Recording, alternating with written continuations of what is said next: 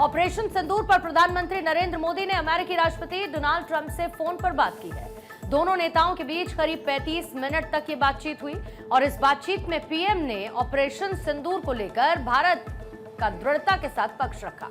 अमेरिकी राष्ट्रपति Donald Trump के आग्रह पर ही पीएम मोदी ने उनसे फोन पर बात की थी और इस बातचीत के दौरान ट्रंप ने कनाडा से पीएम मोदी को अमेरिका आने का न्योता भी दिया था। राष्ट्रपति ट्रंप के आग्रह पर आज दोनों लीडर्स की फोन पर बात हुई। बातचीत लगभग 35 मिनट चली।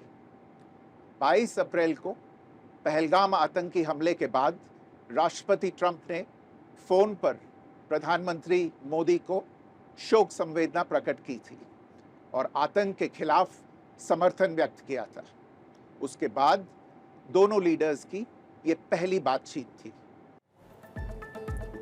वहीं विदेश सचिव विक्रम मिस्री ने बताया कि पीएम मोदी ने आतंकवाद पर भारत के पक्ष को रखा। दोनों नेताओं के बीच भारत पाकिस्तान में पहलगाम आतंकी हमले के बाद हुए तनाव पर बात हुई।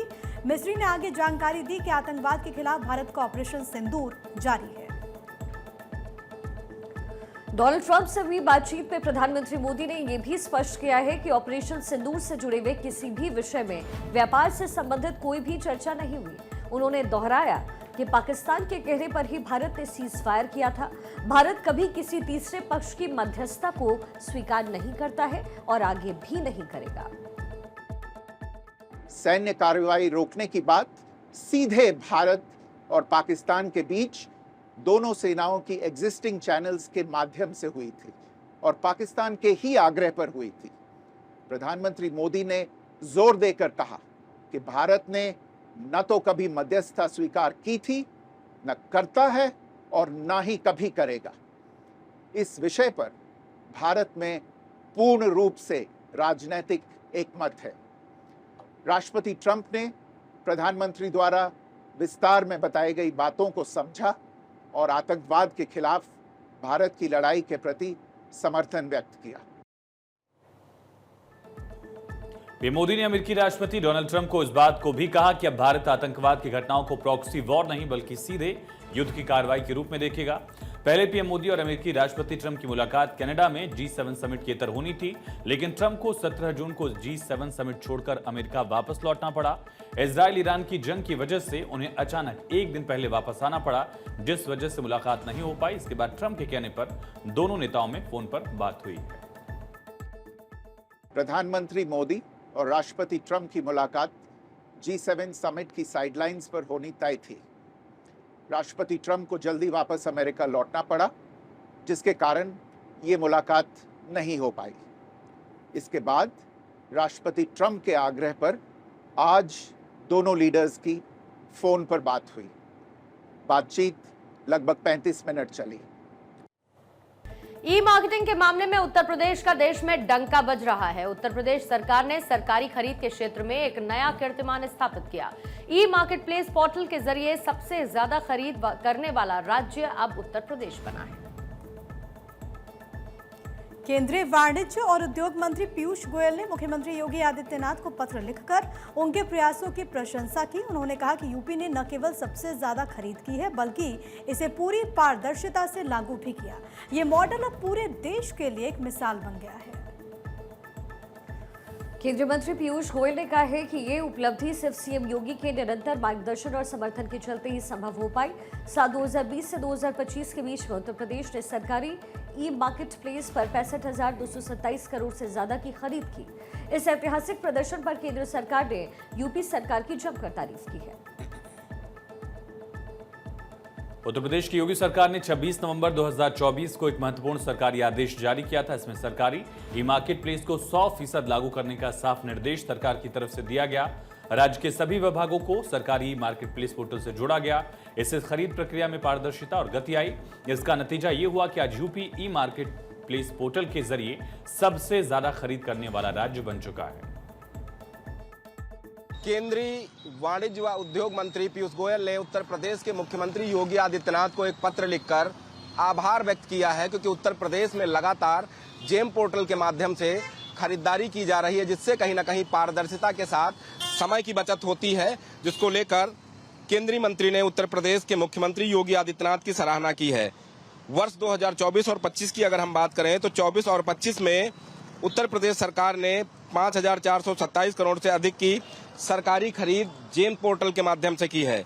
ऐसे में समय की बचत हुई है, पारदर्शिता लाने का काम उत्तर प्रदेश सरकार ने किया है और साथ ही साथ ई गवर्नेंस की दिशा में महत्वपूर्ण कदम उठाए हैं, जिसके बाद केंद्र सरकार में मंत्री पीयूष गोयल ने उत्तर प्रदेश के मुख्यमंत्री योगी आदित्यनाथ को पत्र लिखकर धन्यवाद व्यक्त किया है और साफ तौर पे कहा है कि अगर उत्तर प्रदेश की तरह दूसरे प्रदेश भी ई गवर्नेंस को बढ़ावा देते हैं, जेम्स पोर्टल का इस्तेमाल करते हैं, तो जनता के बीच में पारदर्शिता के पूर्ण काम किए जा सकते हैं और साथ ही साथ समय की बचत भी की जा सकती है।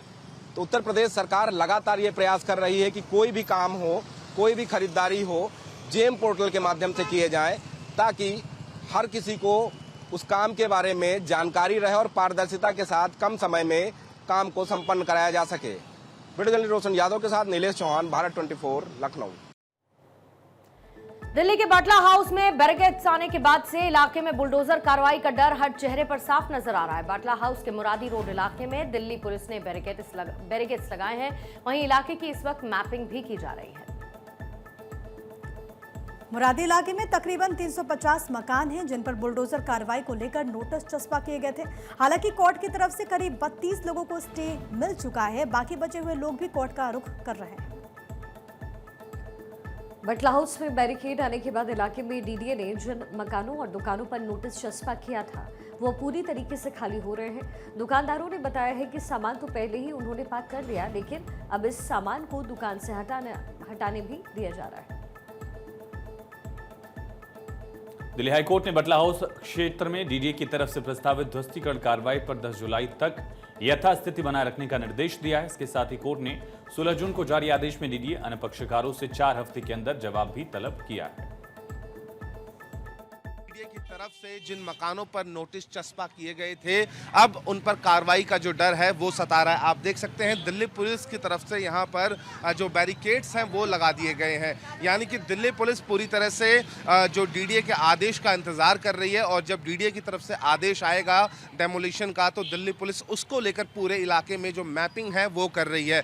दिल्ली पुलिस के जो आला अधिकारी हैं वो इलाके में पहुंचे थे और ये जो पूरा इलाका आप तस्वीरों में देख रहे हैं ये बाटला हाउस के पास का पूरा इलाका है और इसको मुरादी रोड कहा जाता है। और यहीं पर जो सामने आप बिल्डिंग्स देख रहे हैं इन्हीं में से काफ़ी सारी बिल्डिंग्स हैं जिनके ऊपर जो नोटिस हैं वो डीडीए की तरफ से चस्पा किए गए थे। हालांकि देखिए यहाँ के जो लोग हैं वो कोर्ट पहुंचे थे, कोर्ट से कुछ लोगों को राहत भी इस पूरे मामले में मिली है।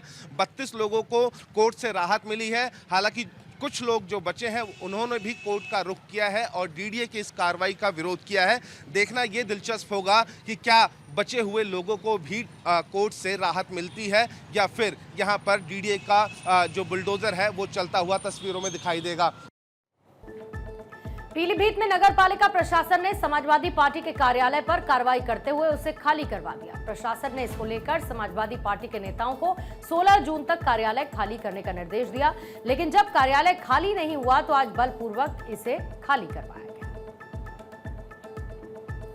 नगर पालिका प्रशासन की इस कार्रवाई के वक्त समाजवादी पार्टी के कार्यकर्ताओं ने विरोध प्रदर्शन भी किया। इस दौरान सपा कार्यकर्ताओं की तरफ से जाम लगाने की भी कोशिश की गई, जिसके बाद मौके पर मौजूद पुलिस ने उन पर हल्का बल प्रयोग किया। प्रशासन सुबह 7 थानों की पुलिस, जिसमें तकरीबन 200 पुलिसकर्मी थे, उन्हें लेकर के सपा कार्यालय पहुंचा। इस दौरान कार्यालय पर सपा नेता और कार्यकर्ता भी मौजूद रहे। दिल से पुलिस की नोकझोंक भी हुई। प्रशासन ने सपा कार्यालय को खाली कराने के लिए कई बार चेतावनी दी थी। इसको लेकर समाजवादी पार्टी के कार्यकर्ताओं ने 6 महीने का वक्त मांगा था। इसके बाद उन्हें 16 जून तक का समय दिया गया था। समय सीमा समाप्त होने के बाद प्रशासन ने आज बलपूर्वक कार्रवाई की और एसपी कार्यालय खाली करवा लिया गया।